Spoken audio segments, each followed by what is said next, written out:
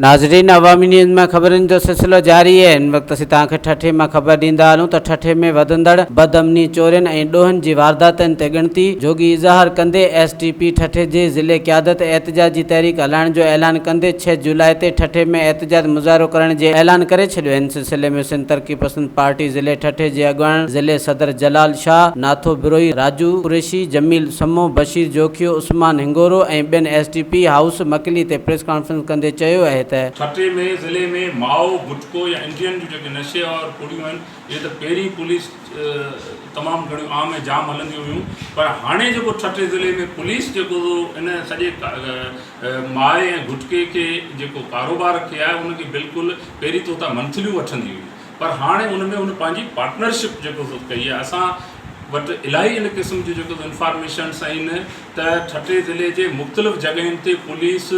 पंहिंजे जेको जेके उनजा बासर जेके सूबेदार आहिनि, उहे मुख़्तलिफ़ खातनि जा जेके इंचार्ज आहिनि, उन्हनि जो बिल्कुलु उन्हनि सां जेको पार्टनरशिप आहे ऐं पार्टनरशिप तहत सामूंडी पट्टी हुजे, कोस्तानी बेल्ट हुजे या ठठो शहर हुजे, उनजे में जिते हाई कोर्ट जे हुकुम तहत बंदिश पियल हिकिड़ो मोतमार गुटको,